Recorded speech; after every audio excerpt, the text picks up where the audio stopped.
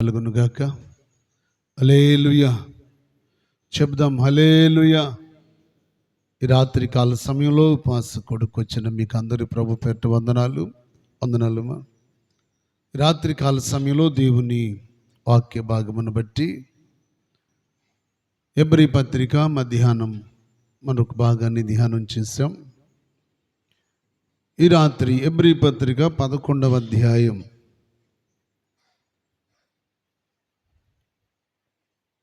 5వ వచనాన్ని చదువుదాం.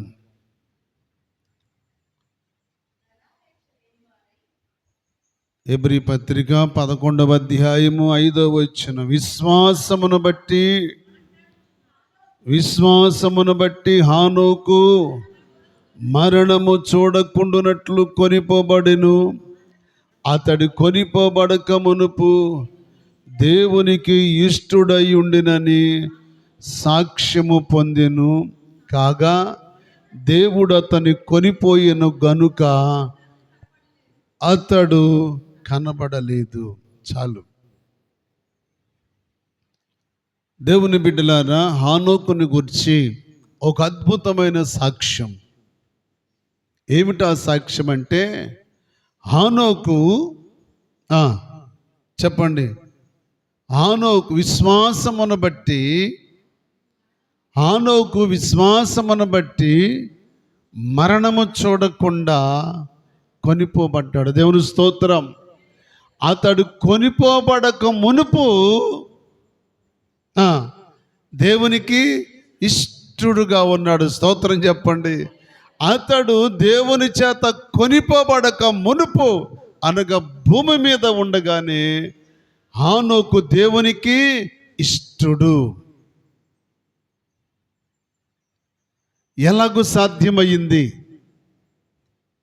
హానోకు దేవునికి ఇష్టుడు అంటే ఎంతగా దేవుడు సాక్ష్యం ఇస్తున్నాడో మనకు అర్థమవుతుంది హానోకుని గురించి. హానోకు విశ్వాసమును బట్టి మరణము చూడక మునుపు, కొనిపోబడక మునుపు హానోకు మరణించలేదే. హానోకు మరణమును చూడక మునుపు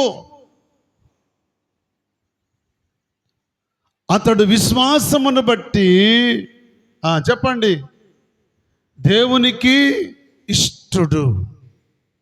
దేన్ని బట్టి చెప్పండి? దేన్ని బట్టి? విశ్వాసం అనేది నిరీక్షింపబడు వాటి యొక్క నిజస్వరూపం. అదృశ్యమైనవి ఉన్నవనుటకు రుజువై ఉన్నది. కంటికి కనపడే దాని మీద మనసు పెట్టి, కంటికి కనపడేదాన్ని ప్రేమించి, కంటికి కనపడేదాన్ని నమ్మి దాని ముందు సాగిలపడటం కాదు, దృశ్యమైనది కాదు. హానోకు దేని మీద ఆధారపడ్డాడు? అదృశ్య లక్షణాలు, కంటికి కనపడనివి. కంటికి కనపడనిది విశ్వాసం అంటే ఏంటి? కనపడని దాన్ని నమ్మటం. విశ్వాసం అనటానికి ఏంటి అంటే, అది కనపడకపోతే దాన్ని మనం నమ్మటమే విశ్వాసం.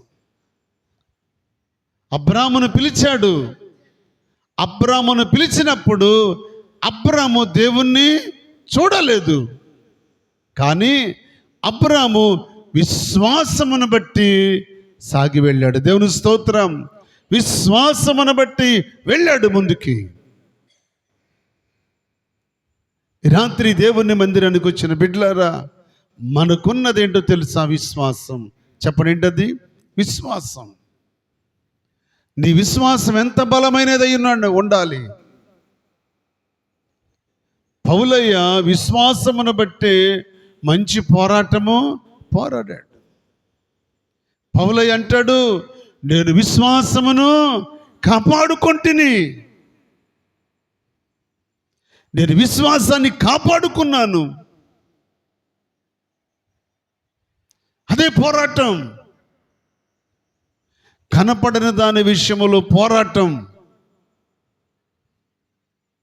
కనపడని దాంతో పోరాటం కాదండి, కనపడని అదృశ్య లక్షణాలు ఉన్నాయి, దానితో మన పోరాటం. అందుకే దైవజనుడు పాడుతూ అంటాడు, నా యేసుతో కలిసి పోరాడుచున్నాను, అపజయమే ఎరుగని జయశీలుడాయనే, నా యేసు కొరకే సమర్పించుకున్నాను, నా యేసు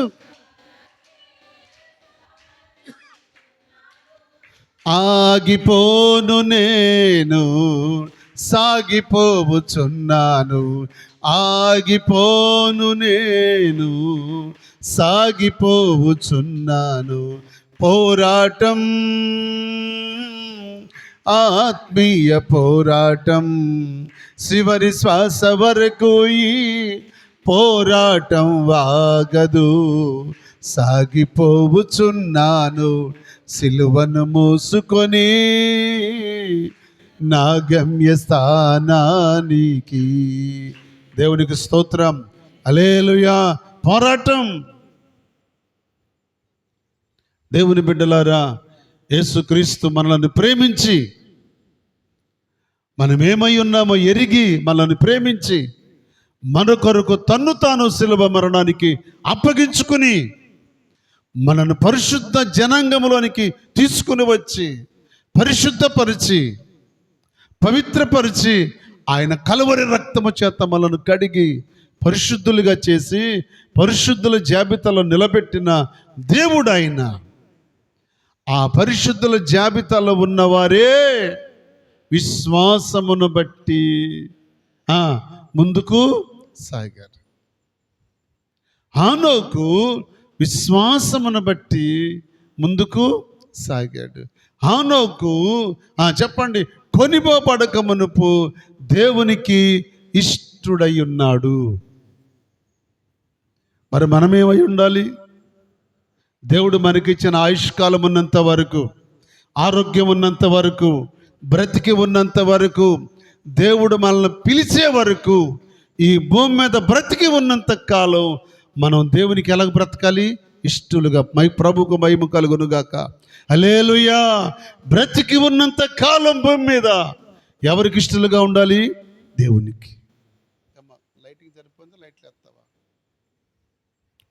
చెప్పండి. భూమి మీద మనం బ్రతికి ఉన్నంత కాలము చెప్పండి ఎవరికి? దేవునికి ఇష్టలుగా బ్రతకాలి. దేవునికి ఇష్టలుగా బ్రతకాలి. హనోకు కొనిపోబడక మునుపు దేవునికి ఇష్టుడై దేవునికి ఇష్టుడిగా బ్రతికాడు కనుక దేవుడే హనోకును వెంట పెట్టుకుని తీసుకెళ్ళిపోయాడు. హనోకు మరణము చూడకుండా, స్తోత్రం చెప్పండి, మరణము చూడకుండా సజీవుడుగా సశరీరుడుగా ఈ ఉన్న శరీరముతో ధరించిన వస్త్రాలతో సశరీరుడుగా దేవునితో నడుస్తూ నడుస్తూ నడుస్తూ నడుస్తూ ఎక్కడికి వెళ్ళాడు? పరలోకానికి వెళ్ళాడు. దేవుని వెంట నడుస్తూ వెళ్తున్నప్పుడు హనోకు గారికి ఏమన్నా మెట్లు ఉన్నాయా పరలోకం ఎక్కడానికి? లేదే.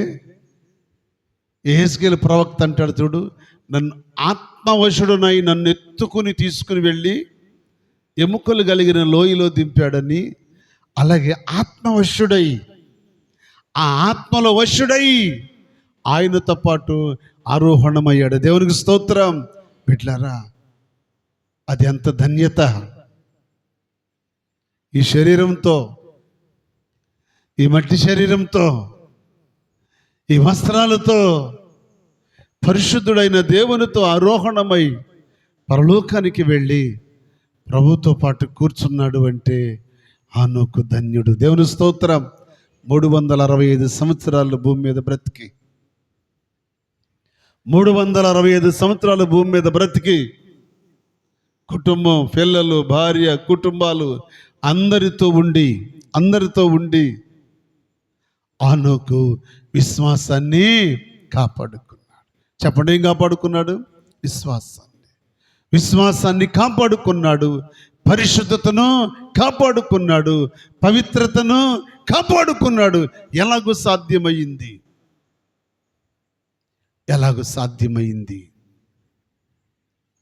హానోకు గారికి భార్య ఉందా లేదా? చెప్పండి, ఉందా లేదా? ఉంది. పిల్లలున్నారా? తరాలున్నాయి. 365 సంవత్సరాలు అంటే ఎంతమంది మనవాళ్ళు మనవరాళ్ళు చూశాడు. బిడ్డలారా, కుటుంబంతో కలిగి ఉండి కూడా తన్ను తాను దేవునికి పరిశుద్ధంగా బ్రతికాడు. దేవునికి స్తోత్రం, హల్లెలూయా. తన్ను తాను పవిత్రంగా బ్రతికాడు. ఎంత పరిశుద్ధంగా బ్రతికాడో మీరు అర్థం చేసుకోండి. హానోకు, నువ్వు నాకు ఇష్టడివి, హానోకు నువ్వు నాకు ఇష్టడివి అని మాట్లాడుతుంటే, దేవునితో హానోకు గారు మాట్లాడుతుంటే, ప్రభువారు వెళ్ళిపోతూ ఉంటే హానోకు గారు కూడా మాట్లాడుకుంటా వెళ్ళిపోయాడు. ఈ భూమి మీద నుంచి దేవునితో మాట్లాడుతూ పరలోకానికి వెళ్ళిన ఏకైక వ్యక్తి ఎవరు? హానోకు. మాట్లాడుతూ వెళ్ళినవాడు. అంటే పరిశుద్ధతలో ఎలాంటి వాడో మనం అర్థం చేసుకోవాలి. పరిశుద్ధతలో మన దేవుడు మహనీయుడైతే ఈయన కూడా పరిశుద్ధతను కాపాడుకున్నాడు, విశ్వాసాన్ని కాపాడుకున్నాడు, పవిత్రతను కాపాడుకున్నాడు, తన్ను తాను దేవునికి అంకితం చేసుకున్నాడు. పౌలు రోమా సంఘానికి రాస్తూ 12 అంటాడు కదా, మిమ్ముని మీరు మీ దేవునికి సంపూర్ణంగా సమర్పించుకోండి, మీ శరీరములో ఆయనకు సమర్పించుకోండి. శరీరాన్ని, ప్రాణాత్మ దేహములను ఎవరైతే దేవునికి సంపూర్ణంగా సమర్పించుకుంటారో అట్టి వారికి అలాంటి జీవితం కలుగుతుంది. దేవుని స్తోత్రం. అలాంటి ఆశీర్వాదం కలుగుతుంది, అలాంటి వ్యక్తిత్వం కలుగుతుంది. బిడ్డలారా, బైబిల్లో ఇద్దరు సజీవులుగా ఈ శరీరంతో పరలోకానికి వెళ్ళిన వారు. హానోకు తర్వాత రెండో వ్యక్తి ఎవరు? ఏలియా. ఓల్డ్ టెస్టమెంట్లో ఏలియా మండుచున్న ప్రవక్త,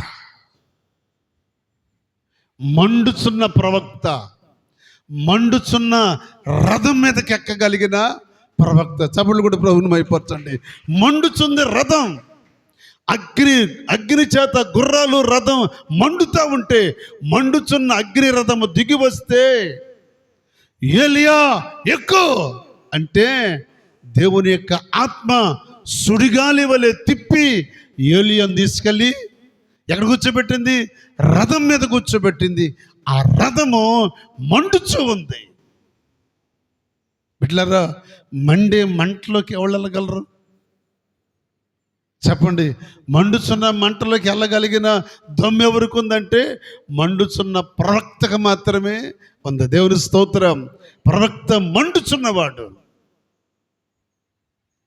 ఆ అగ్ని రథం మీద కూర్చుంటే ఆ రథం అలాగూ పరలోకానికి వెళ్ళిపోతుంటే శిష్యుడైన ఎలీషా నిలబడంటాడు, ఓ నా తండ్రి, ఇశ్రాయేలుకు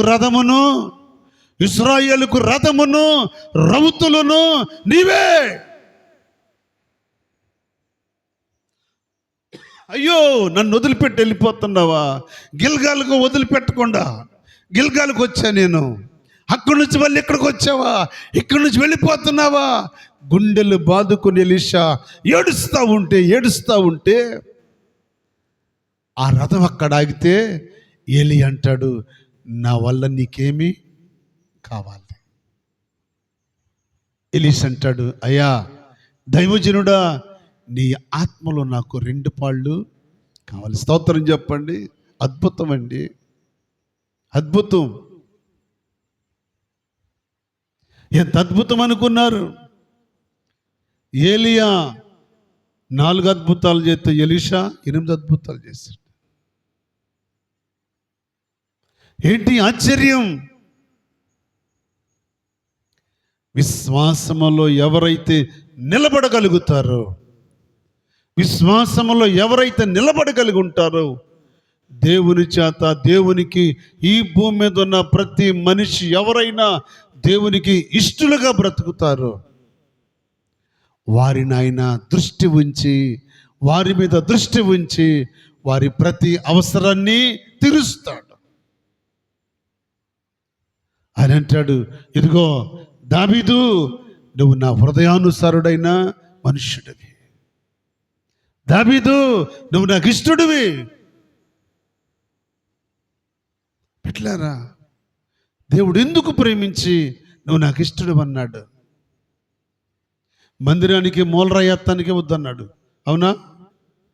మందిరానికి మూలరాయటానికి వద్దన్న దేవుడు, దావీదు నువ్వు నాకు ఇష్టడు అయ్యా, నేను నిన్ను ప్రేమించాను దావీదు, నువ్వు నాకు ఇష్టడివి.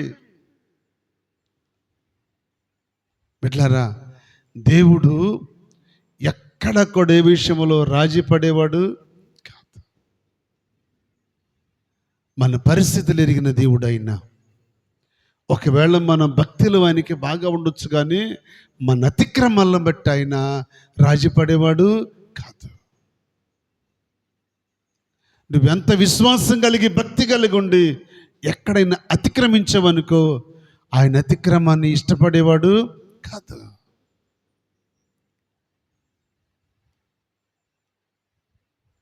ఇశ్రాయేలుకి మొట్టమొదటి రాజు 42 సంవత్సరాలు అద్భుతంగా పరిపాలన చేసిన సౌలు రాజు అతిక్రమించాడు, అవునా? అతిక్రమించాడు.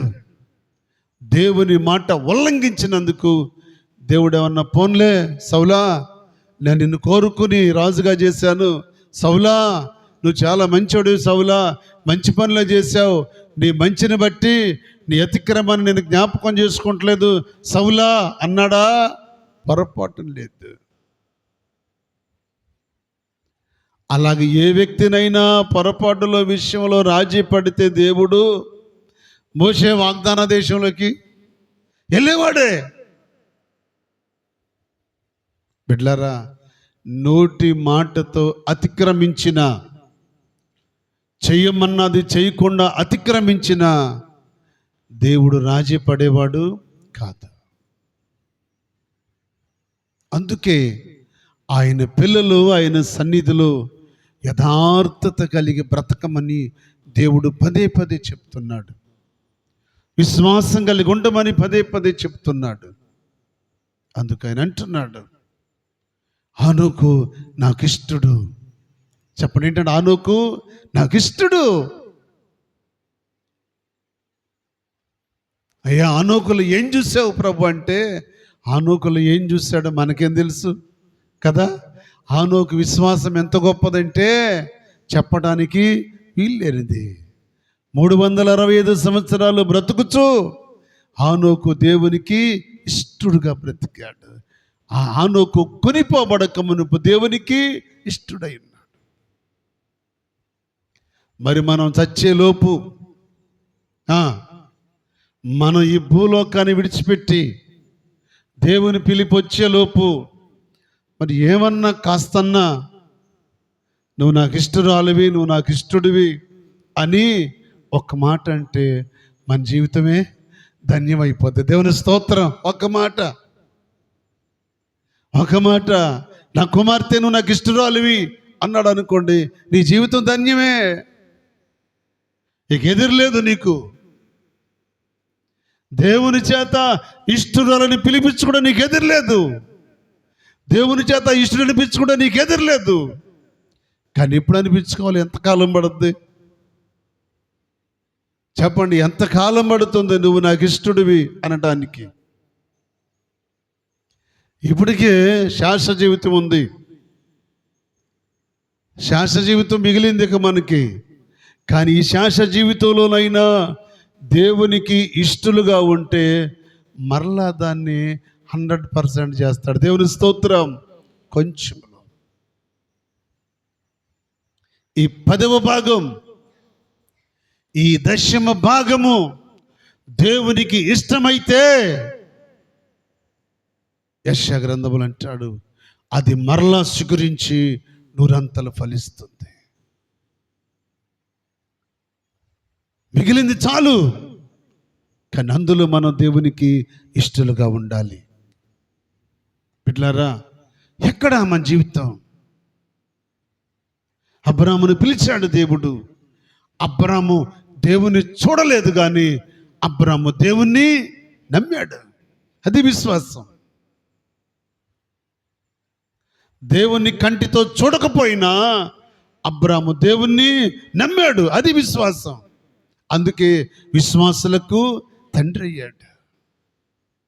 ఏది నీ విశ్వాసం? హనోకు విశ్వాసమును బట్టి దేవునికి ఇష్టడయ్యాడు. కానీ మన విశ్వాసం ఏంటి?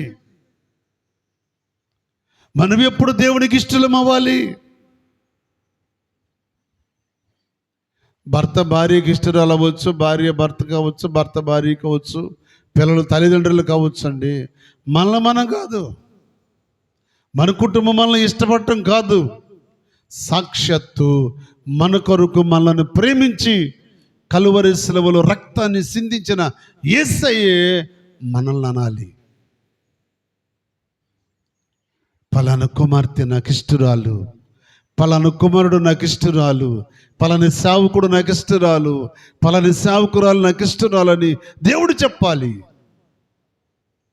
దేవుడు చెప్పాలి. ఆయన చేత నీవు ఇష్టరాలను పిచ్చుకుంటావా? ఆ ముగ్గురిని పిలిచి 3 తలాంతులు ఇచ్చాడు. మొదటి వాడిని, రెండో వాడిని ఏమన్నాడు? బలా నమ్మకమైన మంచి దాసుడా, మంచి దాసుడా. మరి 3వ వాడి దగ్గరికి వచ్చి ఎందుకు?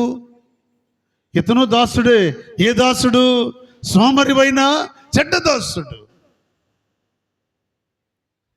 బిడ్డలారా, మన క్రియలు దేవునికి ఇష్టమైతే ఇష్టలం అవుతాం. దేవుని స్తోత్రం.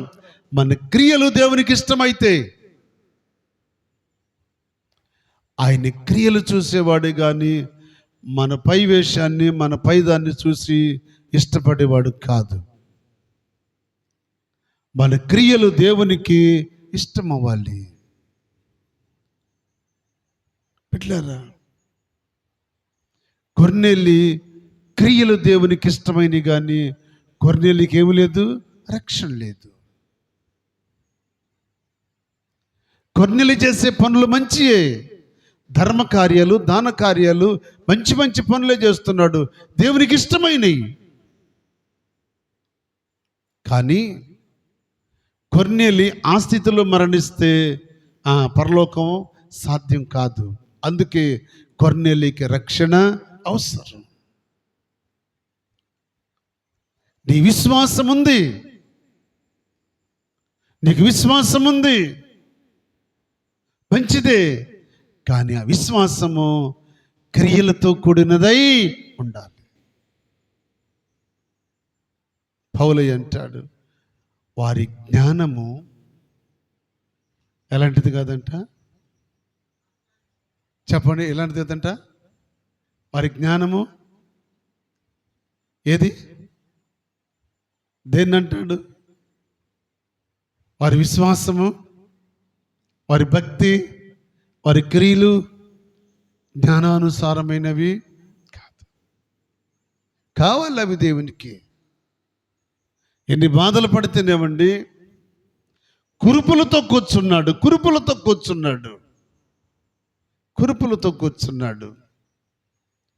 ఆకలితో బాధపడుతున్నాడు. ఎన్ని దినాలు ఉపవాసం ఉన్నాడో మనకు తెలియదు. రాజు దయదలిసి రొట్టె ముక్క వేస్తే లేకపోతే లేదు.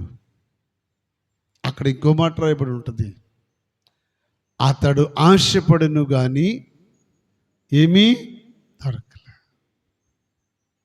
వద్దు, అక్కడ అతడు ఆశించాడు.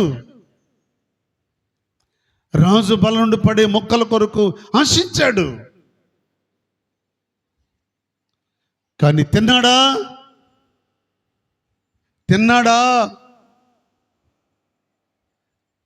తప్పిపోయిన కుమారుడు పందులు పొట్టు తిన్నాడా? ఏంటది? ఆశించాడు కానీ అబీమెలెకు రాజు ఆశించాడు. అబీమెలెకు రాజు ఆశపడి శారమ్మను దాచిపెట్టాడు. కానీ అనుకున్నాడు, ఈ రాత్రి అనుకున్నాడు. ఆ రాత్రి దేవుడు మాట్లాడాడు, అబీమెలెకు, ఈ రాత్రి నువ్వు చేసిన ఆలోచన నీకు మంచిది కాదు.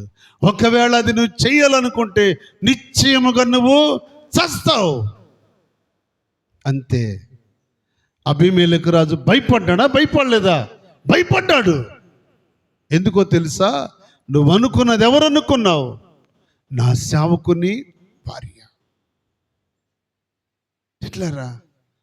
అబీమెలెకు రాజు కూడా ఏం కలిగింది? భయం వేసింది. ఒప్పుకుంటున్నాడు ఏమని? అయ్యా, ఈ చేతులతో ఏ పాపము చెయ్యలేదు. దేవుడు అన్నాడు, రేయ్, నువ్వు పాపం చేసి సావటం నాకు ఇష్టము లేదు, అందుకే నిన్ను అడ్డగించాను. ఏం చేశాడంట? అడ్డగించాడు. బిడ్డలారా, దేవుడు మన జీవితంలో ఎన్నోసార్లు మనం పాపము చేసి పాపం ద్వారా విశ్వాసములో ఆత్మ సంబంధంగా చచ్చిపోతామని దేవుడు ఎన్నోసార్లు మనల్ని సేవ్ చేస్తున్నాడు. కానీ ఆ సందర్భాలు సనుక్కుని గొనుక్కుని ఈ టైంలోనే ఫలానోడు రావాలా, ఈ టైంలోనే జరగాల, ఈ టైంలోనే ఈ అడ్డు రావాలని సనిగి గొనిగి బాధపడిన దినాలు ఉన్నాయి. దొంగోడు బాధపడతాడు, పాపం చేయడానికి వెళ్ళినోడు కూడా బాధపడతాడు.